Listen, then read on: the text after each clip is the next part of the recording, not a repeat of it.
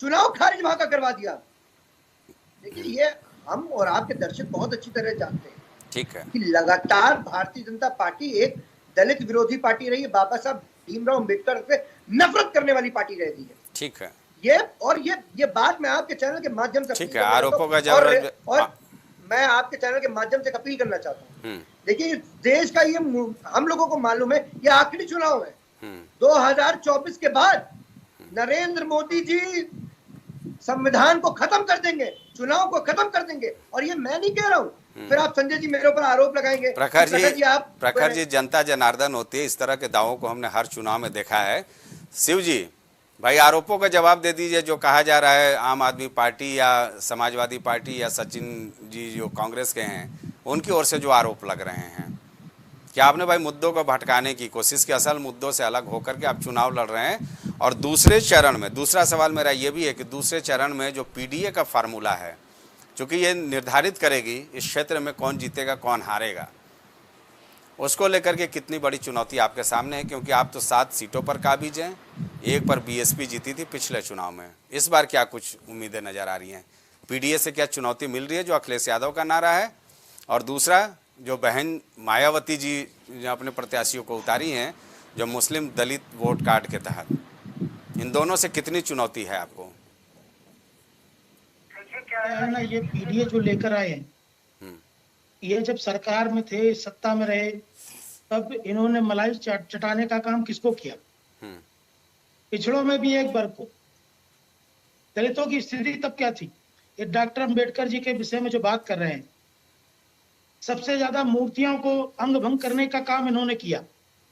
कन्नौज के medical college का नाम डॉक्टर भीमराव अम्बेडकर था, और इन्होंने जाके वहां पर संगठित रूप से वहां की पट्टिका उतार के उसको पैरों से रोंदने का काम किया।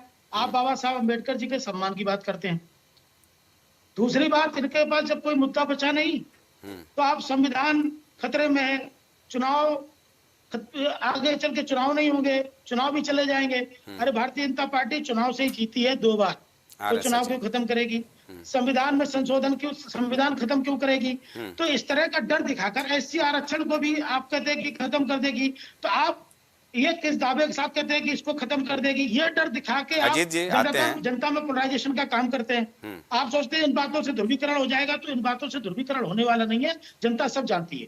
और जहां तक सेकंड चरण के चुनाव की बात है, हमारे पास अमरोहा सीट नहीं थी, इस बार हम 8 की 8 सीटें दोबारा से जीतने वाले हैं। ये चाहे जितने आरोप लगा लें, चूंकि ये खुद, आप जमीन पर जाएंगे, आप जनता से बात करेंगे तो वो बताएगी क्या है। आप उनके बीच में जाते नहीं, आप उनके बीच में कहीं है नहीं।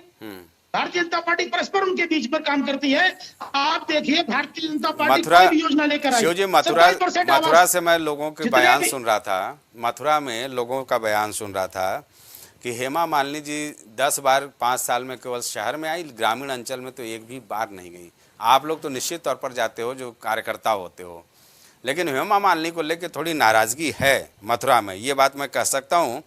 दूसरा, जो गौतम बुद्ध नगर की बात कर ली जाए, तो यहाँ पे डॉक्टर महेश शर्मा के लिए ठाकुर बिरादरी में जो विद्रोह है, जिसको लेकर के शपथ लिया है लोगों ने, वहाँ पर बड़े बड़े पंचायत हुए थे, जो गुजरात में बयान दिया गया था, उसका भी थोड़ा खामियाजा दिख रहा है। तो ये चुनौतियां आप मानेंगे ना? देखिए, व्यक्तिगत रूप से प्रत्येक सीट पे कुछ ना कुछ रहता है जी, और जहां भी डैमेज हुआ है वह कंट्रोल हुआ है, जहां पर भी डैमेज हुआ है जी, अब उसको बड़े विस्तार रूप से दिखाकर कि वहां पर एक वर्ग की खासी नाराजगी है।